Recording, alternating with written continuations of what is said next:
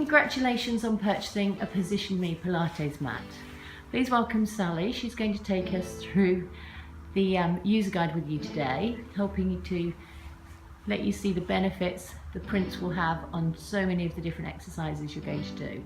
Okay, posture is the most important and making sure the feet are hip distance apart. So let's bring ourselves onto the mat, Sally, bringing the feet together with the heel, your heel matching with the heel on the mat. Great.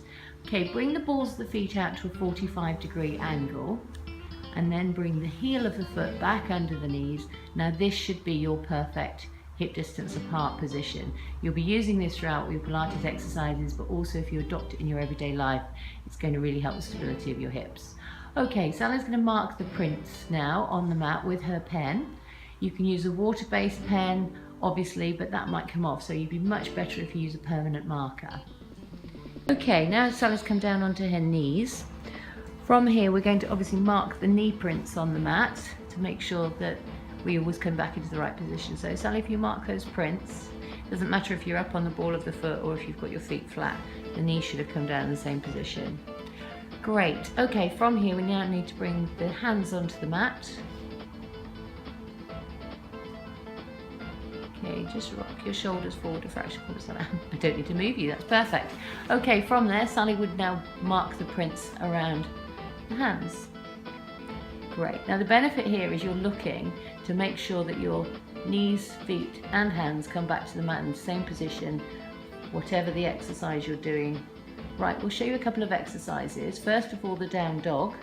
So Sally, if you curl your toes under and bring yourself straight up into a down dog, pushing the bottom right up. Perfect. Great, okay, bring your knees back down onto the mat. Obviously you're going to use the guidelines on the mat to make sure that you're coming down in the same position. Relax those toes. Okay, we're going to walk the hands forward because we're going to do a push-up position. Now you're looking for the shoulders to be directly over the hands, so you just drop the hips a fraction more and release the feet from the floor. Perfect. Hips lower just a fraction. Okay, our hands are perfect. If you just do a push-up for us, Sally. Now what you're looking for here is her hands are about ½ an inch higher than the prints on the mat. Lovely. From here, Sally, let's take it straight into a plank without moving the hands. Just curl the toes under and push yourself up into a plank position. Great. Lovely. That's perfect. Right, okay, from here bring yourself back onto the mat in your setup position. So knees directly underneath the hips, hands directly underneath the shoulders in the start position. Fabulous. From here, let's just show everyone how you go into a down dog, not a down dog, sorry, a cat stretch. Lovely. Drop the head, separate the shoulder blades. Perfect. Okay, right, let's move on to our side. So Sally, if you line yourself up with the side of the mat, bringing your body in line with the back edge of the mat. Arm right back, bring the ear onto the arm. Now what you'll see here is you can see on the mat hand, knee and footprint. Obviously we're all different sizes, so everybody will see different bits, but between yourself and your instructor you will find little bits of the handprints so that every time you come to do a side exercise you can use them as guidelines to make sure you're in the right position. Okay.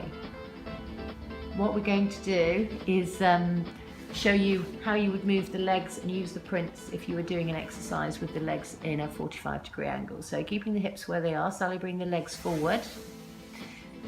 Perfect. Lovely 45-degree angle. So if you see, Sally's just positioned herself straight across the middle of the knee prints. Great. We obviously also do a lot of exercises with the knees in a 90-degree angle. So bring the knees in front of the hips. Great. And if you'll notice here, the hands on the mat are a great guideline for her knees. Right, okay. Let's move ourselves onto a kneeling position. So, Sally, if you bring yourself up into a kneeling position and bring your knees directly between the knee and the handprint, you're going to just step your left foot out to the side and try and bring it in line with your knee. Great, print helps you. Bring your left hand behind your ear and bring your right hand down onto the mat. Now you're looking for the hand to be directly underneath the shoulder and the hips still facing forward. So we're just going to bring your hip forward a little bit more and your hand towards your knee a little bit more. Lovely. Just a fraction more, just a teeny bit. Lovely. Okay, now you'll note here that Sally's hand heel of her hand is at the top of the handprints on the mat. Great, let's just have a quick look at the other side. Make sure it works on both sides. So step the right foot out. Okay, come down into position. Lovely. Hip forward just a bit. Great. Okay, you can see that Sally's fingertips are just over the edge of the footprint. So every time Sally does an exercise on a kneeling position, she will be able to use these as a marker.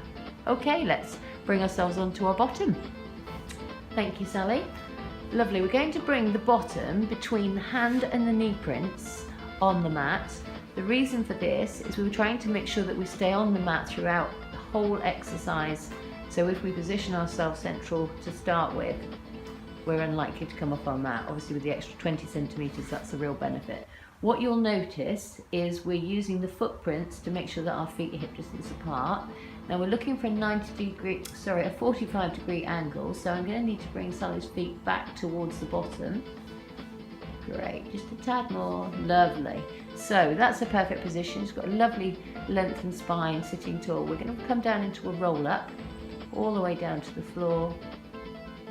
Now quite often, when people are doing a roll up, their legs straighten and their feet end up in a completely different position. What we're hoping you'll see here is that when Sally comes back up, her feet should still be perfect hip distance apart and on the prints of the mat where they started, which they are, which is great. Okay, thank you for going through the video with us. Thank you, Sally.